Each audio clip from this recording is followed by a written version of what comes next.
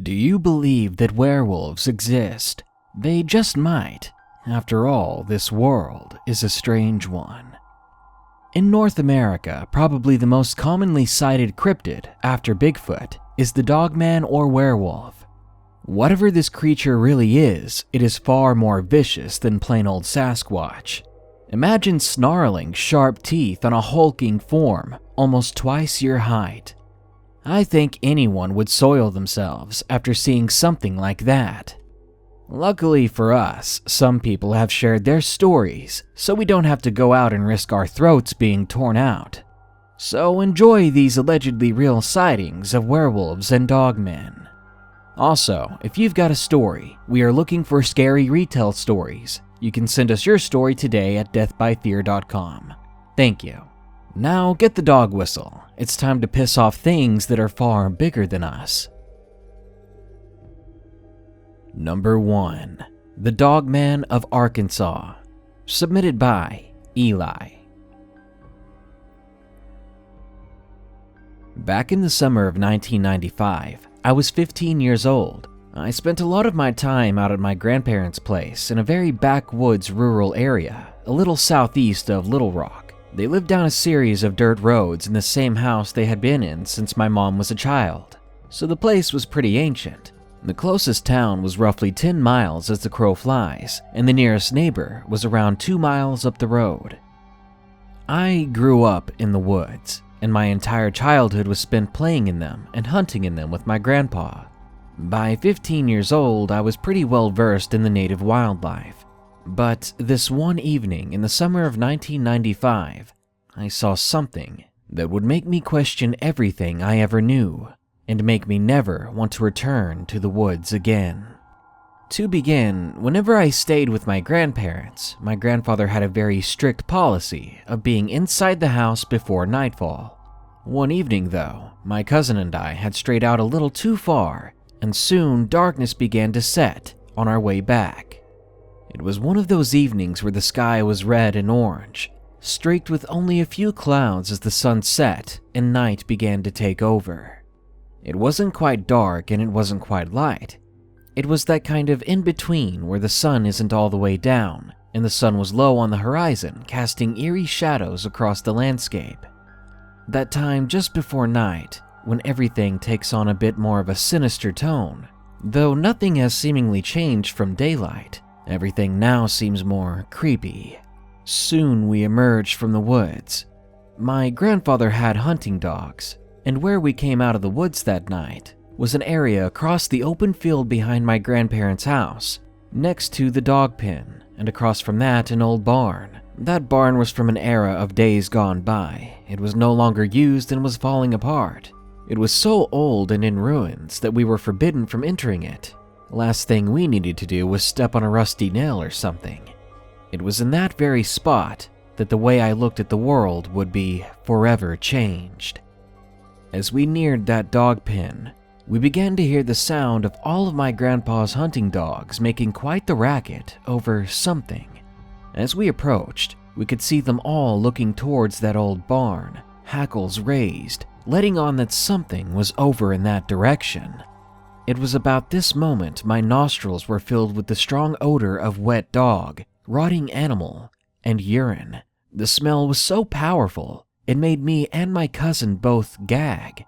Dumbfounded by the situation, I looked towards the barn, and what I saw is forever scarred into my mind.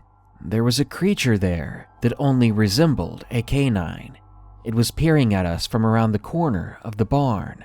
It had one hand wrapped around the corner, and only the top half of it was exposed. It almost appeared to be grinning at us, revealing huge, sharp-looking teeth. To me, this thing looked more like a massive hyena in the face. It had very pointed ears that set atop its head, and matted fur that kind of covered its head and chest very thick, similar to that of a lion's mane. Then that fur thinned out towards the chest area. It stepped out the rest of the way from around the corner, and the thing was walking upright, like a person, but it had the backwards jointed legs like a dog. Its hands resembled that of a human's, but reminded me of a raccoon's paws as well. It had claws and its palms had what looked like the padding of a dog. Its arms stretched low and it had some sort of a slumped over posture. It looked like it was just as well at home walking on all fours as well as two legs. All in all, this creature was reddish brown in color and stood at the very least 7.5 feet tall, and it was built like a stack of bricks. We stood there too afraid, too intimidated and confused to move.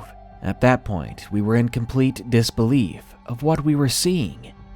Then this thing, whatever it was, let out a growl so loud and deep, I could feel it reverberate in my bones. I had a handgun with me, but I didn't feel like it would be anywhere near enough to stop this thing if it ever came at us. I know you're not supposed to run from a predator, especially not so suddenly, but in that moment, it's exactly what my cousin and I both did. I felt like we had no other choice. We ran like the wind, blazing a trail of fire behind us. We made for my grandparents' house roughly 500 yards away. It was so far. If this thing wanted us, we would be dead. I heard that thing crashing through the field behind us, but I didn't dare turn to look. We burst through the door of my grandparents' house, and in a yammering of hyperactive gibberish, both of us were screaming, trying to explain to my grandpa what we had just seen, while I couldn't stop wondering how the hell we had made it home. It took us a long time to calm down, and when we did, my grandpa set us down, and he told us the reason why we weren't allowed outside after dark. The two of us listened, wide-eyed and transfixed. He said that a long time ago, whatever that thing was had come up around the house. It was looking in through the windows and was creeping around their property every night. He said he's seen it on other occasions, and that some years ago it had also killed several cattle, and on one specific evening, it had even chased him back to his truck.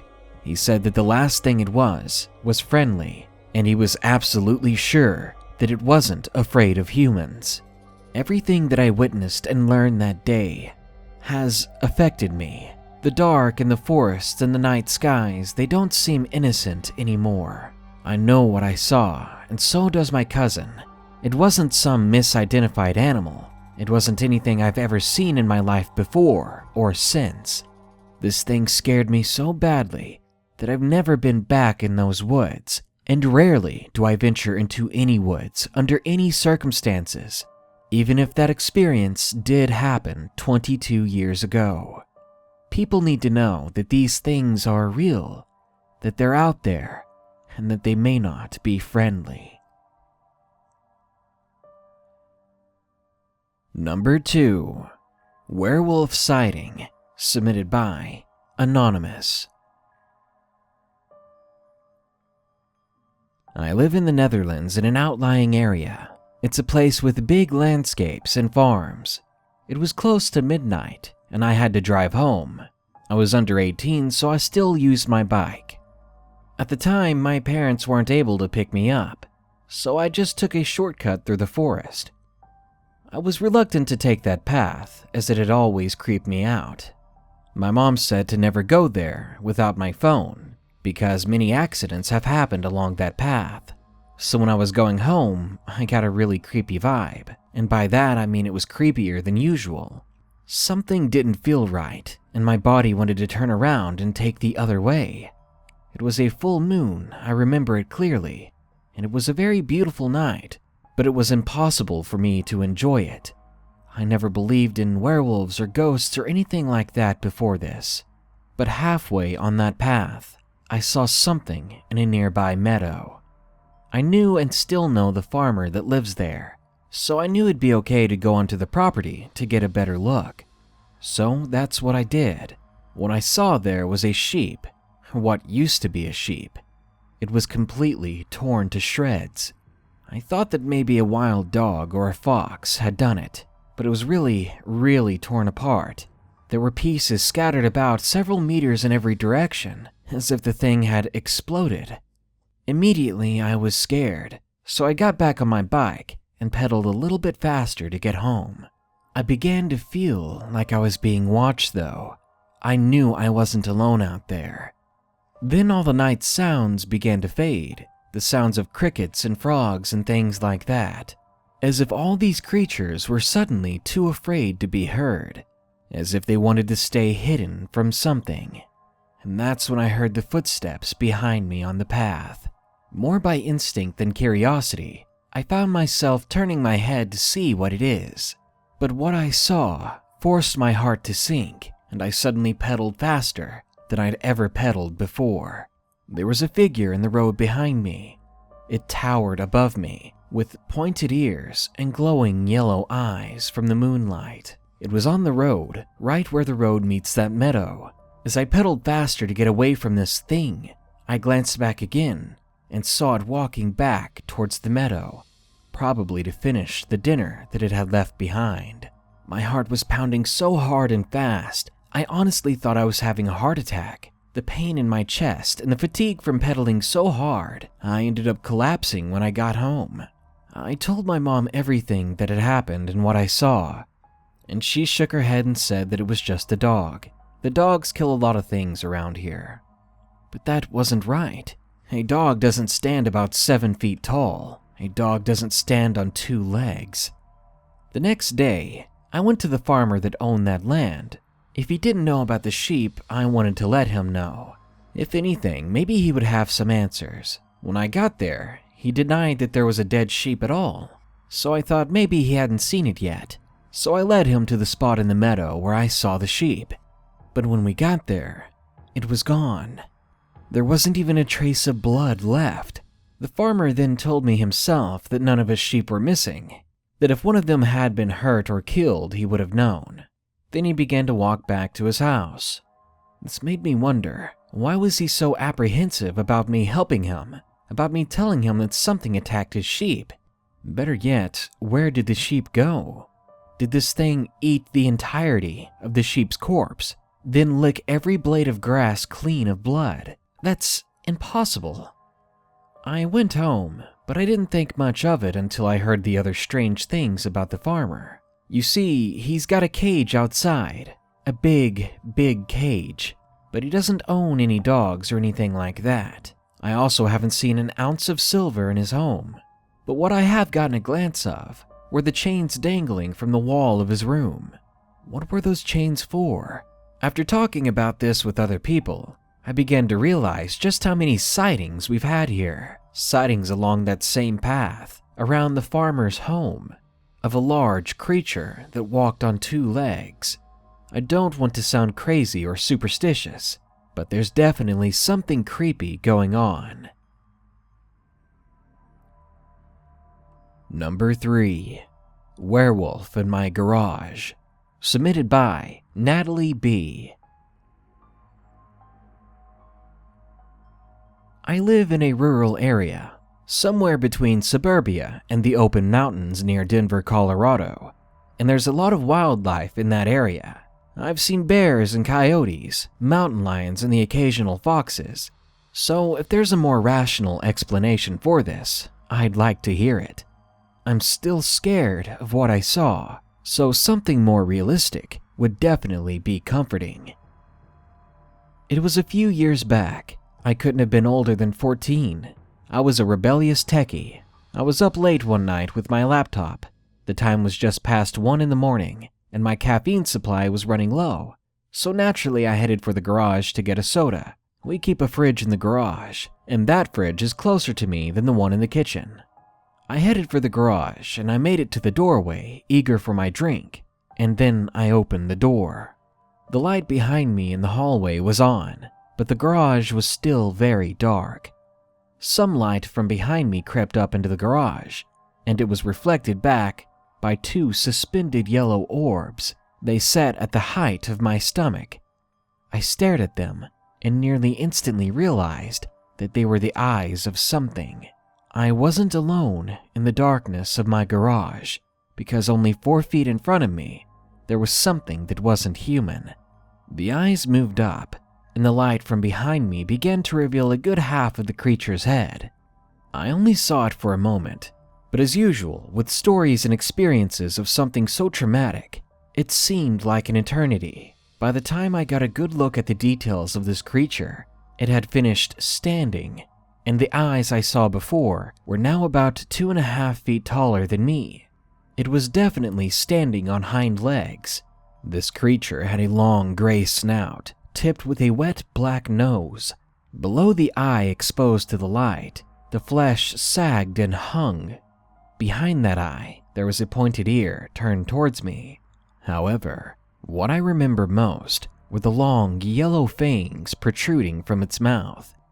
They shone in the dim light, almost as brightly as its eyes. They were almost long enough to extend below the bottom jaw and were about the thickness of pencils at the base. I was absolutely petrified, especially considering I was just some scrawny 14-year-old who had no way of defending themselves beyond being hard to digest. So instinctively, I slammed the door and I half screamed, half howled in fear before putting my back to the door and holding it back with all my might. Only a second later did I hear claws scraping the concrete behind me. I dared not move. If I did, this thing could get in the house. Then not only me, but my whole family would be dead. Soon enough, my dad began rushing downstairs, followed by my tense dog and the rest of my confused family. When they found me, I was heaving and nearly sobbing. I collapsed to the floor, and I'm sure I was beyond hysterical and in tears. After I calmed down a bit, I said that I'd seen a bear in the garage, as that was the only thing I could think of other than werewolf, and I can guarantee you that the first word that came to mind when I saw this creature was werewolf.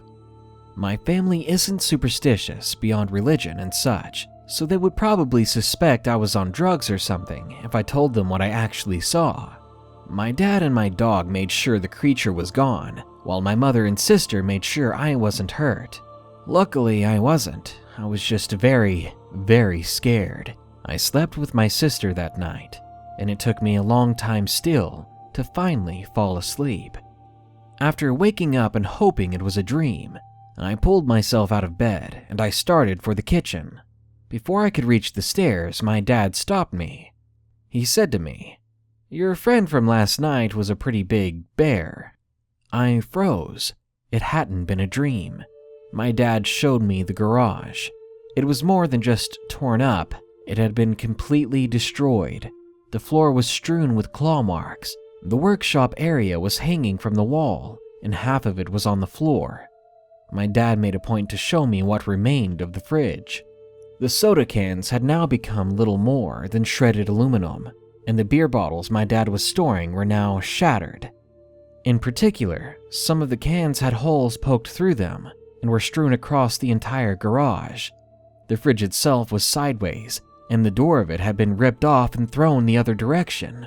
I could barely breathe seeing such a sight. This creature had made short work of our garage. Imagine what it could have done to me if I hadn't closed the door in time. Ever since then, I've been terrified of going into the garage at night, and I've begun to believe in the supernatural. I always carry a military flashlight with me now, and I always make sure to have extra batteries. As a final word, be careful out there, especially at night. Number 4. Werewolf Encounter. Submitted by Fear Retracts. It was early December when me and a couple of friends were camping for a few days. My friend has an uncle who owns a cabin out in Alaska.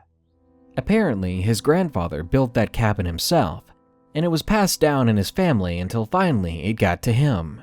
It was a small, beautiful place, consisting of one bedroom, one bathroom, and a small living space. His uncle had cleaned up the place a little bit, on the inside anyway. There was plenty of space in front of the house, so we decided to set up camp there.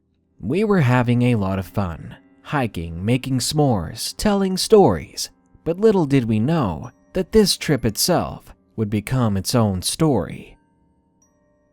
It was the third night of us staying there, and as we gathered around the campfire, his uncle wanted to tell us all a story. He began with, "I want to tell you all a story about something that happened here."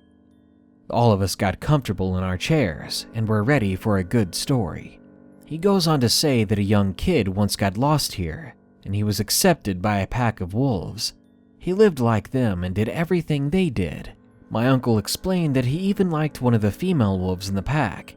Eventually, they did somehow have a child. Now at this point, we were laughing around the campfire, as we all knew that this story was far from true. But the uncle ignored us and he went on. He says that the child of the boy and the wolves still lives and that he patrols this territory every full moon. And it just so happened that when we looked up, there was a full moon in the sky, and a few of us chuckled again. After that, we called it a night and went to bed. We took it as a joke. We took it as a story that was supposed to be scary, but instead came off as silly. Besides, something like that doesn't even seem possible. I'm not one to believe in fairy tales. That night, though, we were suddenly awakened by a loud howl. It sounded way too close. It echoed all around us, and we began to panic. We armed ourselves with pocket knives and machetes. It was dark, and we could not tell where it was coming from. But soon, we could make out a figure that was standing over on a hill nearby. This figure was coming towards us. We started yelling for help, and in our panic, we were unable to exit the tent. I was sure that this chaos would ultimately be our doom.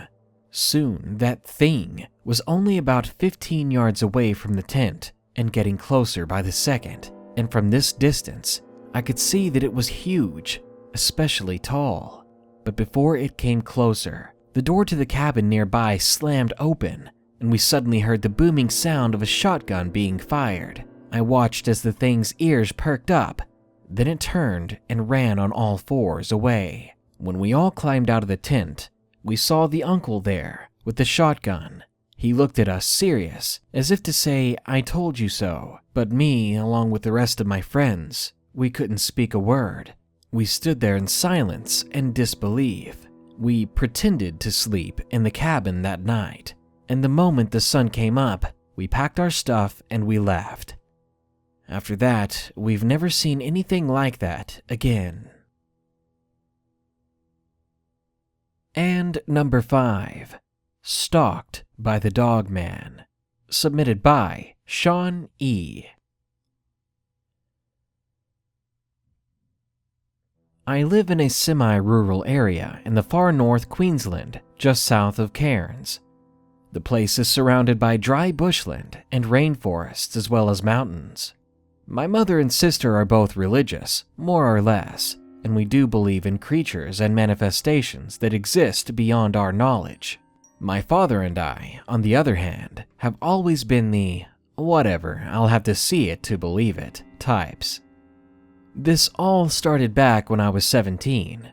It was a rainy night due to the torrential downpour of the wet season. It's especially bad in the tropics. Anyway, my friends and I were out longboarding around the block. We had just left my house and were approaching one of our favorite hills.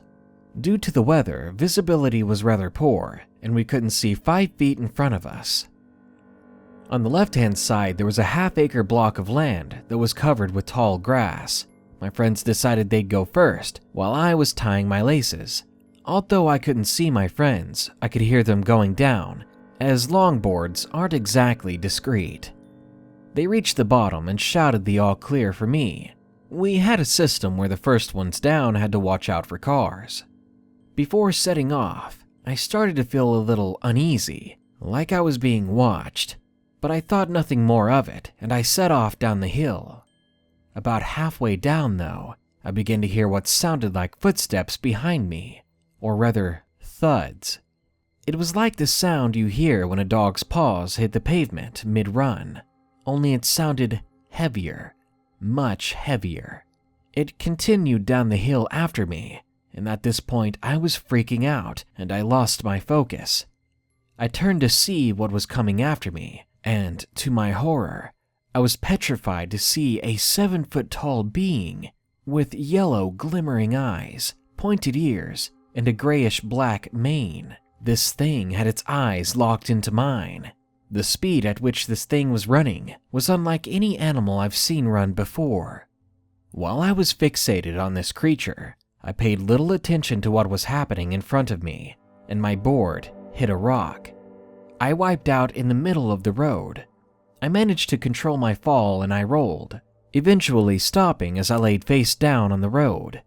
I feared that whatever was chasing me might be standing over me, so I mustered my courage to look up. I glanced over the corner of my arm, and I saw that whatever had been chasing me was gone. But I was still frozen there, mostly due to shock and disbelief. After about a minute of laying there on the road, my friends came back to see if I was okay. I could hear them cracking jokes about me eating the pavement on my fall, but I was in no mood for jokes. They helped me to my feet, and we just walked home, but I still felt like I was being watched after that. Even in the presence of my friends, I felt like I was being stalked. Upon arriving back at my house, I told my mom and dad about the whole ordeal, and as I expected, my father shrugged it off, saying, "Your mind is just playing tricks on you." However, my mom looked to believe me, but she didn't say much. Maybe she just figured that I had been chased by a dog or something. The rest of the night was pretty chill after that. I had a shower, cleaned up the grazes, and went to bed. But that was just the first encounter. The second encounter took place roughly a few days after the first. This time it happened while I was inside, in the kitchen. It was around 9 p.m. I was starting to wind down for the night as I had school the following day. While getting a drink from the fridge, I stared out the window. I have no idea why. I daydreamed off towards the streetlight on the back road behind my house. We have two driveways, one out the front and one out the back, that connects to the main street behind my house. During the day it gets pretty busy, as it's the main road in our area. So as I stared at the streetlight on the main road, my eye caught a glimpse of something standing directly under it. I focused on it for at least a minute or two, and managed to mentally record the following features. Much like before, it had those same distinctive large pointed ears. I took note of its muscular build on the chest and arms on this thing. It was heavy set, like a bodybuilder, and the legs kind of resembled that of a dog's hind legs. It gets better. The most screwed up part for me was its hands. It had ordinary hands, like opposable thumbs and all that, at least from what I could tell given the distance. I wanted to boil it down to a prankster screwing with me, if it hadn't been about 7.5 feet tall. This thing had one hand on the lamppost, and the other was sort of knuckled down on the ground. To me, it looked like it was having a rest or something. When the familiarization with this thing set in for me, I began to shake with fear, especially because, of course, when I decided to look it over, it turned its head to the house, and it looked back at me. For God's sakes, I noticed its ears had hunched up, and it seemed more alert now. Correct me if I'm wrong, usually in dogs it indicates full attention. I came to my senses, and I ran to lock the door. In sheer panic, I called out for my sister and my mom to come over. Dad, I'm pretty sure, was at work at the time. They came rushing in as I was freaking frantic about the whole thing. I told them exactly what I saw and as clearly as I could. But by the time we went out onto the balcony to look at the creature, it had vanished. At this point, I was pretty sure I was going crazy and starting to see things that weren't actually there. That was until the next two encounters I had in the weeks to follow. The third encounter was shorter than the others, but it was so freaking intense, it had me on edge for ages. It was the weekend, and my mom had decided to go into town with my sister. I decided to stay in for a night of gaming. I didn't mind being home alone. It started off as a pretty good night. I was going positive on Battlefield 4, so my mood was at a high. After about an hour of gaming, I began to hear a scratching noise outside my headset. I thought maybe my headset was playing up, so I took it off and the scratching became very apparent. It seemed to be coming from the stairs right outside the window. Just for your information, my window is about 8 to 9 feet off the ground. The only way you can look through it is if you're actually on the balcony. Our house is on a slope, so it has stilts, which is basically where my room is. This is how I was able to estimate the height of this being. Nervously, I looked up at my window, and there I saw those eyes, and those same pointed ears just rising centimeters away from the windowsill. This scared the hell out of me, and I was frozen again at the realization that this thing was right outside my bedroom window. It was taunting me. It was probably drawn to the sound of me talking to my friends online or something.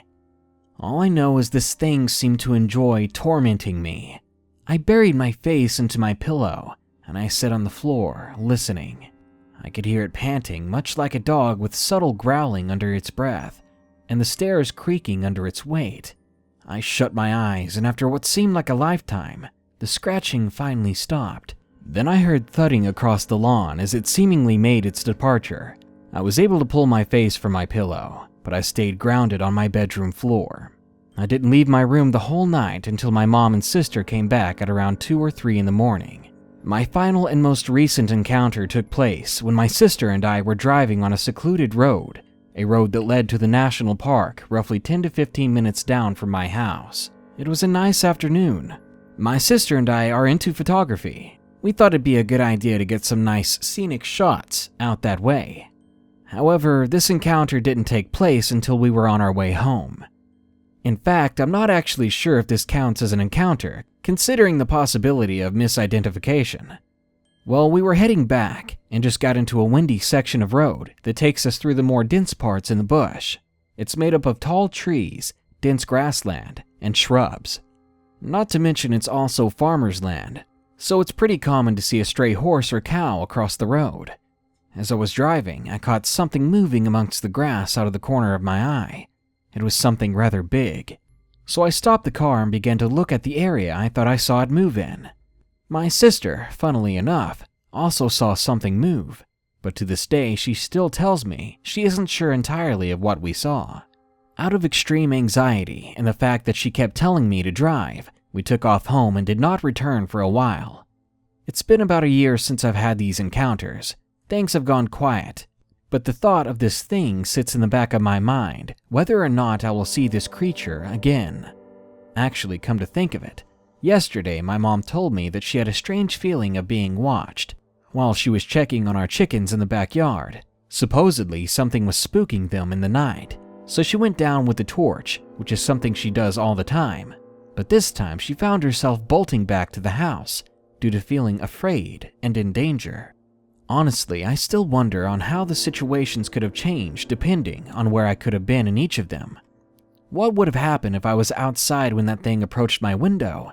I hate to think that this creature would cause me extreme harm or possibly death, but I do know that it was or is indeed a possibility. I still don't know to this day if what I saw was authentic or not. We've nicknamed it the Dogman, but it's only after these encounters that I've learned from the online community that the Dogman is apparently very much at large.